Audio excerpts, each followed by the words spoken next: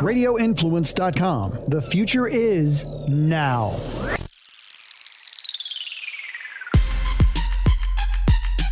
You are in the trenches with former Buccaneers offensive lineman Ian Beckles on Radio Influence. Hello, everybody. This is Ian Beckles, and welcome back to In the Trenches. Let me start on a slight somber note, not slight, very somber. My thoughts go out to Keyshawn Johnson and his family. I didn't really get along well with Keyshawn Johnson. I didn't know him that well. I was in a locker room with him in New York with the Jets very briefly, and I knew of him a little bit while I was here in the press while he was playing for the Buccaneers. And I said a few things about Keyshawn that I believe, and he heard, and was sensitive, so we never really got along that well. But you never wish anybody to lose a family member. And for those of you, I just heard it today. I normally watch Keyshawn, Jay Will, and Zubin in the mornings on ESPN, and they were talking today about his loss, so I looked it up and found out that his eldest daughter passed at 25 years old. So Maya, I believe her name was. So my thoughts go out to Keyshawn Johnson and his family.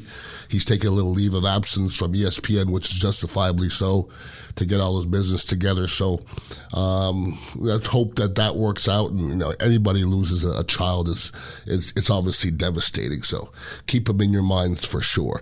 The unfortunate part when you wake up in the morning sometimes and you read the paper and you see what the news is, and sometimes I'll just Google Buccaneers. Today, it was all about Carlton Davis, and it's a shame because the Buccaneers are coming off a Super Bowl championship and boat parades and all this great stuff and re-signing all their players, all 22 starters coming back.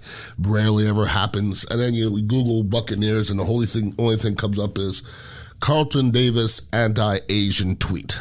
Now, the unfortunate part and the very hypocritical part for Carlton Davis is, Carlton Davis was a big part of the Bucs Social Justice Board, which they met with community leaders, last summer to discuss ways so police can, better build relationships with black community, okay? And that's good. I pat him on the back for that. But then you can't go hurling anti-Asian slurs. If you read it or not, there's certain negative words for Asian people. The one he used it's probably the N-word for an Asian person, okay? He tried to defend himself by saying that in my neighborhood, that word meant lame. Well, your neighborhood is South Florida, Miami. I've talked to a few people from that area, and nobody's ever heard that before. Not saying he's lying, but I'm going to say this, Carlton Davis. Before you send out something like that, you better not worry too much about the secondary meanings. You better start worrying about the primary meanings of the whole thing, okay? And the primary meaning of that is the equivalent of the N-word. You just can't use it. Okay, one of my best friends in the world is Asian, Raymond Sakawi from Montreal. So I grew up with Asian people. You don't use that word. It's just not a word you use. That's fighting words. And, in the context that he said it, gotta stop letting this word in Miami. You know it. He didn't mean lame, okay? You know that, okay? And he's learning from this, obviously. And it's just the timing couldn't be any worse. On social media, I tend to keep my eyes open and see what's going on, and the abuse that Asian people are taking right now is disgusting. It's disgusting. I saw a guy today TikToking with his daughter, pretty little girl, and he's trying to make a TikTok, and somebody yells out, "Go back to China." You know what? Where are you? Where do you think your roots are from? You think your roots are from Florida? Ain't nobody from here. When you tell somebody to go back to their country, shame on you. That's disgusting. And the timing couldn't be any worse for Carlton Davis. Couldn't be any worse with all the things that are going on in this world right now with Asian people getting killed and abused and old Asian ladies getting kicked in the chest and kicked in the head while other people are watching, and you're going to come out and do that? I mean, I'm not on your side on this one, Carlton. I'm sorry. I hope that your explanation was from the heart, but I'm telling you right now, it's a tough time to pass that up. I mean, real tough. All right, let's get back to some more positive things. We have to obviously applaud our Buccaneers organization and Jason Light and Bruce Arians and everybody in the front office for getting all 22 of our people back signed. All 22 starters are coming back. So with the draft right around the corner, for the first time that I ever remember, the Buccaneers can go into the draft thinking, let's just see what comes up. If I've seen draft boards before, not for very long because they're very secretive about their draft boards. They don't let most people see them, okay? And being a player, I remember peeking in, looking at it, and they're very, very protective of their draft board. So the Buccaneers are in a situation where you have all 22 starters coming back, punter, kicker, the whole 9 yards. So we don't need anything, okay? We can use things, but we won't necessarily need anything. And Jay and myself, my co-host on Beckles and Retcher, we had a conversation, I want to say it was last Monday, talking about would the Buccaneers dare pick a quarterback at 1. And I jumped out, I said, no way, that's just dumb. I'm going to retract that. I'm going to take it back. I tell you what, if your guy falls, and I don't mean, obviously one of the top 3 or 4, they ain't going to fall to 32. It's not going to happen. But if a guy who you think can possibly be the future of this team falls to 32, this may be the time to do it. Because the Buccaneers don't have any glaring holes. They really don't. So when you go into the draft, you got to keep an open mind. And if you usually go into the draft trying to improve your team that year, that's usually your goal. That makes a lot of sense. So in 2021, if the Buccaneers go into the draft trying to improve their team for 2021, you pretty much have to, focus on a couple positions. As an offensive lineman, you can draft an offensive lineman, but do you want him to play? He's not going to beat anybody out. He's not going to beat out anybody in that offensive line last year who played as well as anybody else's offensive line. So if you draft an offensive lineman in the first round, he's just going to sit and watch. Now, that's not the worst thing in the world, but it's not going to help you in 2021. So if you look at what really would help the Buccaneers in 2021, you would go for a defensive back. You can't have too many defensive backs. It's impossible. Or defensive line. Can't have too many good defensive linemen. That's impossible too.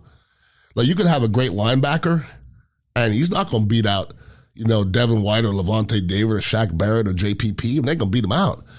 Now, if he's an edge rusher, you could bring him in. But if he's an inside linebacker, you don't take Devin White and Levante David off the field. Never. You don't do it. But if you bring a defensive lineman in, you could always figure 20 plays to get a defensive lineman. If you get a defensive back in, there's nickel, there's dime, there's quarter. You can't have enough defensive backs. So if you're looking for somebody to start maybe this year and improve what's going on this year, probably should be one of those 2 positions. I can't really envision. Now, you have a bunch of picks, so you can, sometimes you luck out and get, a nice pick in the 5th round. I was a 5th rounder. Tony Mayberry was a 4th rounder. He was at the end of the 4th round. I was at the beginning of the 5th round. Tony Mayberry ended up starting 9 years for the Bucs. I ended up starting 7 years for the Bucs. So you can get, a nice pick later in the draft. But if you talk about that first pick, it would make sense to me if it was either a defensive back or a defensive lineman, because they're going to play this year. And you'd like to get better this year, obviously. Now, the only person that's still dangling out there is AB. They signed everybody else. I'm to the point now where I don't even think they really want to go that direction. I could be wrong. They could come back and re-sign him. But with the draft these days, think of how many great receivers come out in every year's draft. How many great running backs come out in every year's draft? Not many. There isn't that many great running backs left in the NFL, period. But every year, the NFL or the college football spits out a bunch of really good wide receivers every single year. So you can find you a gem at the end of the 1st round, 2nd round, maybe even going into the 3rd round with some of those smaller schools. So it's, AB, from what I hear, Seattle and Baltimore are still after him, still courting him. Whatever happens, I'm not sure. I hope he lands on his feet. I've said this before, it's buyer beware with AB all the time. I don't think it works in Baltimore. No way. You're going to put him somewhere where he's going to get, 30 targets. That's going to be a problem. And in Seattle, they have some of their own problems going on with their quarterback not wanting to be there. So we'll definitely see what happens down the way. But I don't see AB re-signing. I really don't. Now, Jason just let me know that everybody, we talked about the 17th game already with the, adding the game and what I think of that and how the NFL is hypocritical and doesn't care about CTE and doesn't care about their players. They only care about money. Been through that, gone through that. I don't care to go through it again. When I'm on the air, everybody's like, well, they signed the deal. Well, you're an NFL player. You have to play to make money. So you're going to sign a deal. The owners got you by the nuts pretty much. So they're going to add a few things. So they added the 17th game, but I guess one of the stipulations is that you get paid in 36 weeks instead of 17 weeks. Now, it may not seem like a big deal to you, but, if you're making $1 million a year, you want to get your $1 million in 17 weeks and not 36 weeks. Why?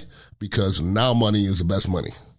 And why would I want to wait 20 weeks for my money when I can get it now and invest it and make money in the next 20 weeks?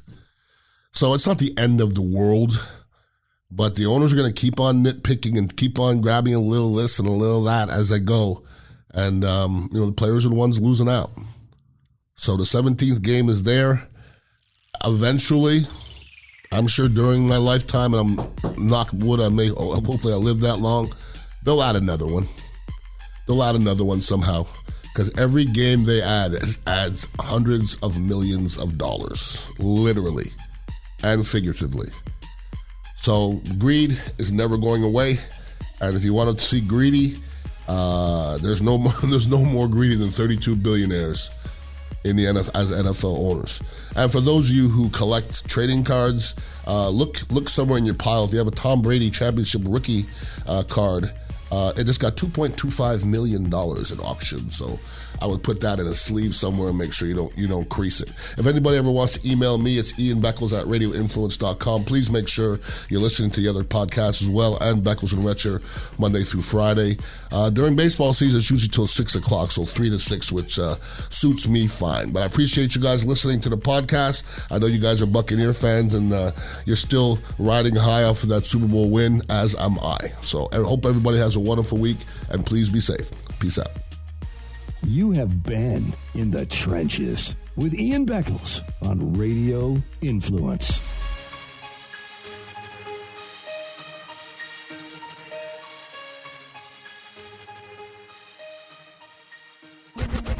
This is a cannabis podcast. Quick fix on Radio Influence. You guys have heard me talk about my Terp Pen XL, and nothing has changed. Actually, I'll tell you what it has changed. I'm smoking a lot less flower. And I've always been a guy who smokes blunts and smokes a lot of flower. But since I got the Terp Pen XL, when I go to Cure Leave, I usually get crumble or shatter. And I found a little bit of hash I had stored away from a long time ago. You could smoke that on your Terp Pen XL. You could smoke tinctures on it. And it's just so easy to lug around. It just kind of looks like a big pen, a big silver pen.